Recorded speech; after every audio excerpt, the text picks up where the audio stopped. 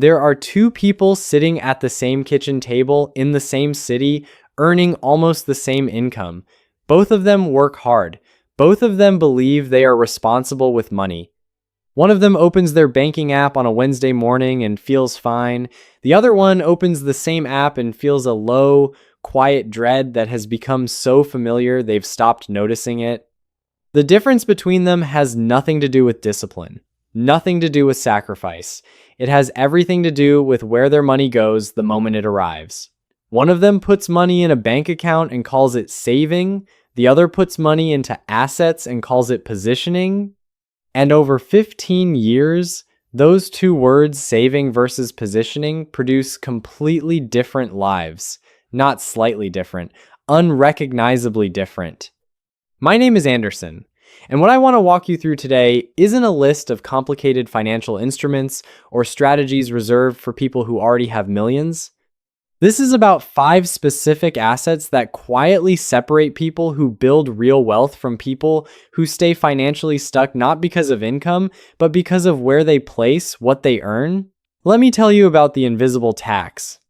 Before we get into the 5 assets, you need to understand the quiet mechanism working against you every single day your money sits in a traditional bank account. Inflation in the United States has averaged roughly 3% per year over the long term. Your standard savings account on a generous day pays you somewhere between 0.5 and 1% interest. That gap, that distance between what inflation takes and what the bank gives you back is an invisible tax. It doesn't show up on a bill. Nobody sends you a notice. But every year, the purchasing power of the money sitting in that account quietly shrinks. Here is what that actually means in real numbers. If you have $40,000 sitting in a standard savings account earning 1% annually, and inflation is running at 3%, you are losing $800 of purchasing power per year. Not from spending, not from bad decisions, just from leaving money in the place that feels the most responsible. Over 10 years, that $40,000 will feel like $31,000 in terms of what it can actually buy. You did nothing wrong. You saved responsibly, and the system quietly taxed you for it. The people who understand this stop thinking about money as something to protect in a container. They start thinking about it as something that must be moving actively positioned in places that either grow faster than inflation or generate income that compounds over time. That shift in thinking is the foundation of everything that follows. Asset 1, index funds. The first asset is the one most people have heard of, and the fewest people actually use consistently over long periods of time. A broad market index fund is not glamorous. There's no story to tell at a dinner party.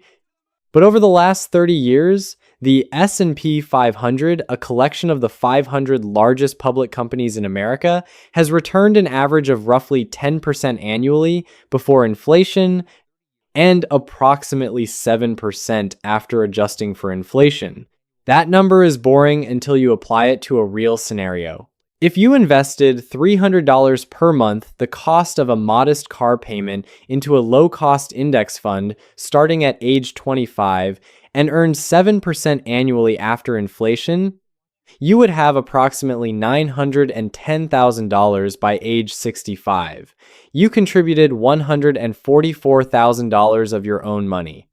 The market added $766,000 through compounding. You didn't pick stocks. You didn't time the market. You simply positioned money somewhere it could grow and left it alone. The reason most people don't do this isn't ignorance, it's psychology. Index funds feel passive. They feel like nothing is happening. The account goes up, then down, then up again, and that volatility triggers the impulse to do something, to respond, to move money around. That impulse is precisely what destroys the returns that patience would have produced. The people quietly building wealth through index funds have trained themselves to find comfort in inaction. They contribute automatically, ignore the short-term noise, and understand that the market has recovered from every crash in its history, every single one. The only people who lost permanently were the ones who sold during the drop and never got back in. Asset 2, dividend-paying stocks. The The second asset produces something that changes the psychological relationship most people have with investing. It produces income while you hold it. A dividend-paying stock is a share of a company that distributes a portion of its profits directly to shareholders on a regular schedule, typically quarterly. You own a piece of the company. The company makes money.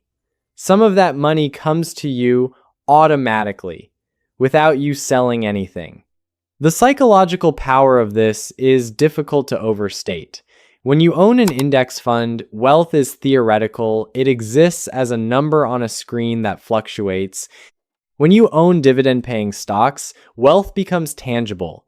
Income arrives. Your money produces more money without any additional decision from you.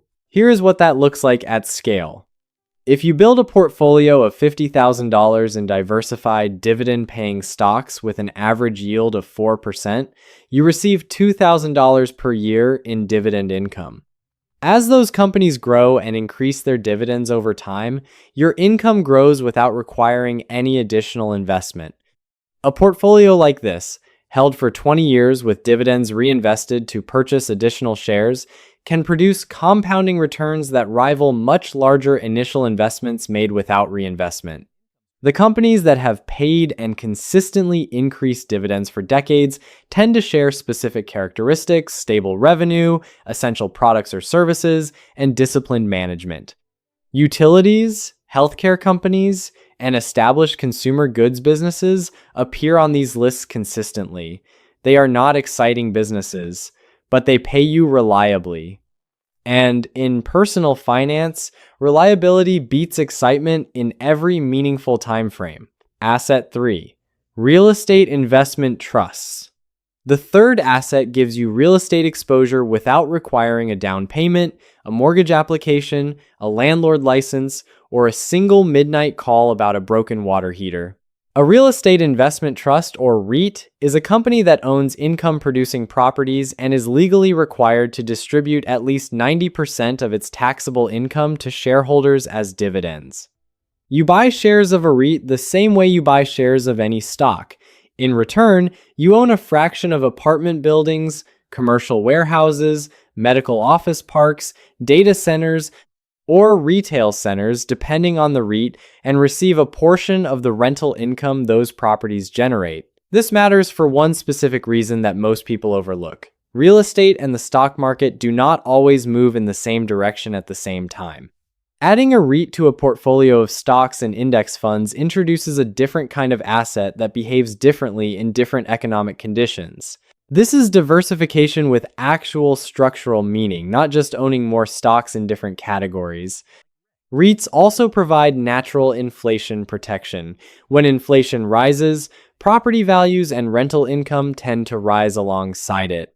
Unlike the cash in your bank account, which loses purchasing power as prices increase, real estate ownership historically preserves and often grows purchasing power through inflationary periods. Some REITs yield between 4 and 7% in annual dividends.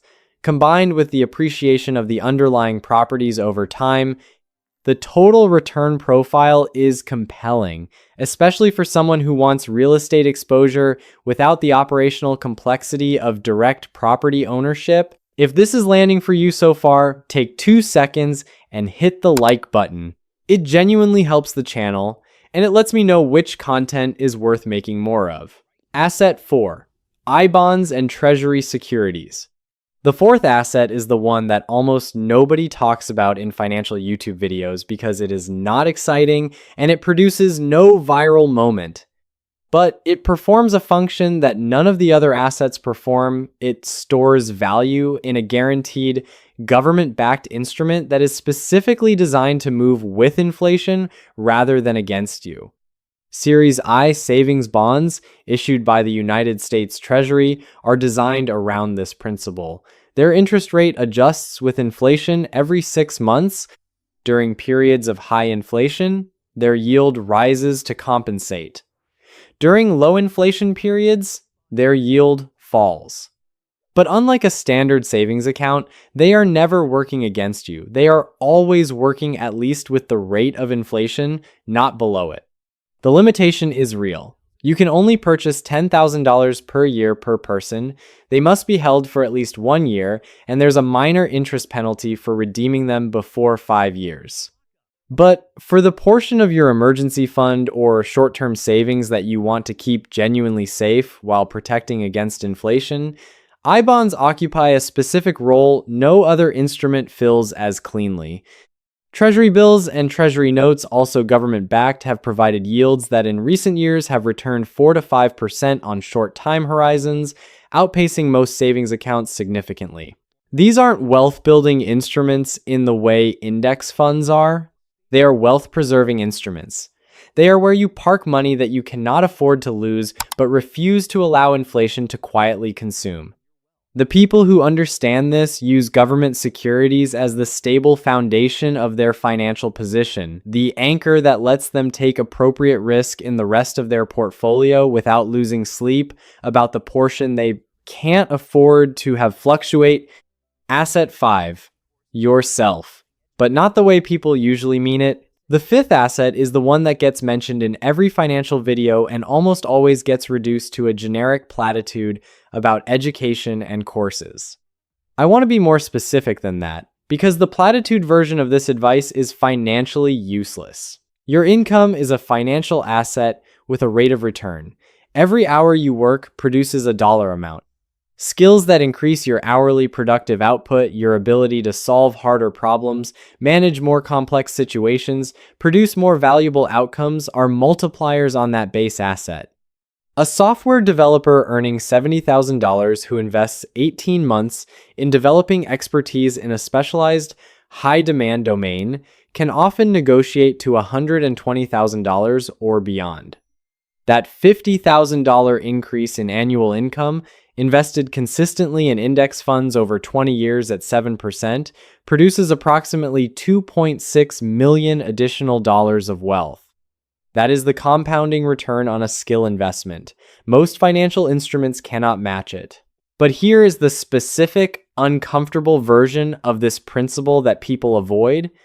The most valuable skill investments are usually the ones that increase your earning power in your current field, not pivots to new fields, not expensive graduate programs with unclear career outcomes, not courses on entrepreneurship that never become businesses. The highest yield version of this asset is deep competence in something the market already pays for, developed to a level that becomes rare and therefore expensive.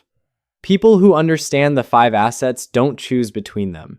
They understand that each one performs a different function. Index funds for long-term growth, dividend stocks for income, REITs for real estate exposure and inflation hedging, government securities for safe storage, and skill investment for amplifying the income that feeds everything else. Let me tell you about the steps you can take that can change your life starting today. This week, open a brokerage account if you don't already have one. Not to buy anything immediately, just to remove the friction that has been preventing the first move. This month, identify $100 per month that currently disappears into spending you won't remember in 6 months. Automate that amount into a broad market index fund on the same day your paycheck arrives. The specific amount matters less than the automation. You are establishing a behavior, not a balance. This quarter, research one REIT in a sector you understand real estate you can picture, like apartments or warehouses, and learn how to read its dividend history, its payout ratio, and its long-term performance. Understanding one investment deeply is more valuable than vague familiarity with 20. This year, identify the single skill in your current professional life that, if developed further, would most meaningfully increase what the market pays for your time. Then treat development of that skill with the same seriousness you would treat any other investment scheduled, measured, and consistently applied. Before I leave, this is what I want to say to you. There is a version of the person sitting at that kitchen table who stays right there in the same financial position, feeling the same quiet dread because they understood what to do and never quite started. There is another version who made one small, uncomfortable move in a direction they didn't fully understand, then made another, and then another, until the position they were building became visible. The 5 assets don't require that you have significant money to begin with. They require that you redirect money that is currently sitting still, quietly losing ground to inflation, into places that are actively working on your behalf. Your bank account is not your ally in this. It is a utility, a place to process transactions and store what you need for the next 30 days. Everything beyond that is assignment work. Where is your money assigned? What is it producing while you sleep? The person who figures that out, who answers that question with intention instead of inertia, is the one who opens a banking app on a Wednesday morning and feels something entirely different than dread. That feeling is available to you, but it only arrives after the first deliberate decision. And if you're genuinely getting something from content like this, consider subscribing. I make videos like this every week, and I try to make every single one worth the time you give it. Thanks for watching. My name is Anderson, and I'll see you in the next one.